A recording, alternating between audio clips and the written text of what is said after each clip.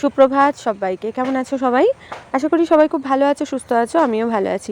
চলে এসেছি একেবারে দাদার বাড়ি। আর দাদার বাড়ি এলে আমি একটু বেশি বেশি ভালো থাকি। দাদা রোজকার মতো গলার যত্ন করছে সকালবেলা ঘুম থেকে উঠে। আর আমার পুচকুটা ব্রাশ নিয়ে একবার এদিক একবার সেদিক, একবার এই ফুল একবার ও ফুল ঘুরে ঘুরে বেড়ানো হচ্ছে। এই যে কি সুন্দর একটা রজনীগন্ধার স্টিক এসছে, এটা দেখে মন ভরে যাচ্ছে। বাড়িতে যদি একটা মনের মতো ছাদ বাগান থাকে তাহলে বোধহয় সকালবেলা উঠে মনটা এমনি এমনিই ভালো হয়ে যায়। এখানে যদিও প্রচুর গাছপালা কিছু লাগানো নেই, তবুও যেটুকু লাগানো আছে তাতে দু একটা ফুল ফুটলেই মন ভালো হয়ে যায়। আর এই যে এখানে জল দেওয়া হয়েছে পাখির জন্য, পাখিতে সেখানে জল খেয়ে যায়।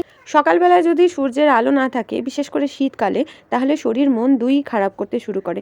আমাদের বাড়িতে যেমন রোদের সমস্যা বলতে গাছপালা আছে বলে বাড়িতে রোদ ঠোকে না, কিন্তু সামনেই বিস্তর মাঠ থাকার জন্য রোদের সমস্যা কিন্তু খুব একটা নেই। ব্রাশ হয়ে যাওয়ার সঙ্গে সঙ্গে ব্রেকফাস্ট করতে বসে গেছি। আর দাদার বাড়িতে ব্রেকফাস্ট মানে আলাদা করে টিফিন করবার প্রয়োজন হয় না, তবুও মাঝে মধ্যে এমন জবরদস্তি করে এটা সেটা খাওয়ানোর চেষ্টা যে খিদেটাই ঠিকঠাক পায় না। তবে কেউ ভেবে নিও না কি এতগুলো ব্রেড আমি নিজে খাবো। যাই হোক, এই যে গরম গরম চা, ওহ কি দুর্দান্ত! খেয়ে নিয়েই ছাদে রোদে বসে বসে যাবতীয় কাজকর্ম। এখানে ভাদুও কিন্তু রোদ পোহাতে শুরু করেছে। ভাদু ছাদের মধ্যেই বেশিরভাগ সময়টা থাকে।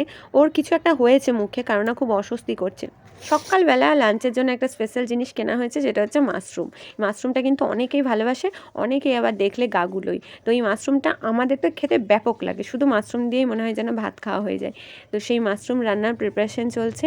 এটাকে কুচো কুচো করে কেটে জল দিয়ে ধুয়ে এত সুন্দর আদা পেঁয়াজ লঙ্কা রসুন দিয়ে রান্না হবে যে সেটা দিয়েই শুধু ভাত খেয়ে নেওয়া হবে। তাই বলে শুধু যে মাশরুম হবে তা না, চিকেন তো সঙ্গে থাকতেই। আর আমরা দাদার বাড়ি আসা মানে জমিয়ে শুধু খাওয়া দাওয়া আর গান গল্প। পুচকিটা ছাদে একা একা খেলছে, কিন্তু এই যে সামনে বাড়িতে এক দাদার মেয়ে ওই বারান্দা থেকে উঁকি দিচ্ছে, মানে ওরও ইচ্ছে করছে বেশ একসঙ্গে খেলতে, কিন্তু আসতে পারছে না। আমি যে ভিডিও করছি সেটাও বুঝতে পেরেছে, ওই জন্য নিচে বসে পড়েছে। যাই হোক, এখানে দেখো বৌমনি মাশরুমগুলোকে সুন্দর করে কেটে ফেলেছে। দারুণ করে রান্না হবে, যাদের খেতে ইচ্ছে করছে তারা চলে আসতে পারো। কিন্তু আবার অন্যদিকে আমার পুচকিটা বেলুনের মধ্যে জল ভরে ওর এই যে খেলা চলছে, এই খেলা সারাটা দিন চলবে। অন্যান্য বাচ্চাদের যেমন জ্বালা থাকে, আমার পুচকাইটাই কিন্তু কোনো সেরকম জ্বালা নেই। ও নিজেই আপন মনে খেলতে থাকে, আর সেই জন্য বাইরে নিয়ে যাওয়াতে ও মানে খুব একটা অসুবিধা আমাদেরকে ভোগ করতে হয় না।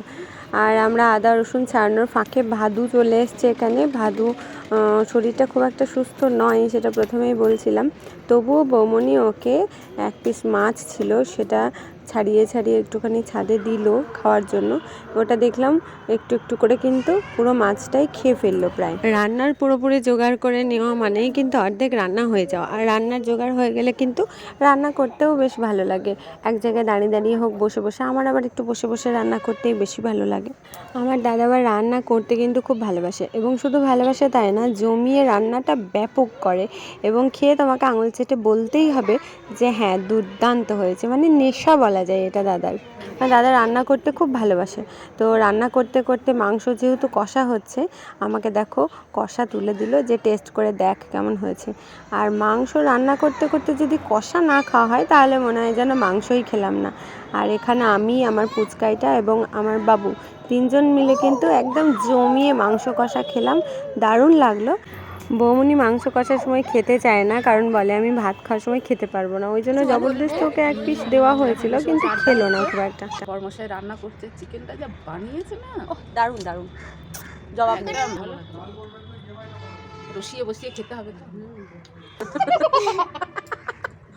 নাও টেস্ট করো, ঝোল টেস্ট করতে দিচ্ছি, হেসেই মরছে। এতক্ষণ মাংস খাওয়া হলো, এবার দাদা দিয়েছে ঝোল টেস্ট করতে, বুঝেছো? সেই ঝোলটা আমি বলছি তুমি আগে টেস্ট করো, তারপর আমি করছি। ওই হেসেই চললো। একটা কথা মনে পড়েছে আর কি, সেটা বলবো না সেটা বলা যাবে না, একদম অন ক্যামেরা তো বলা যাবেই না, অফ ক্যামেরা বলা হয়। বলবো। আচ্ছা বল। ভাবি এটা দেওয়া যাবে?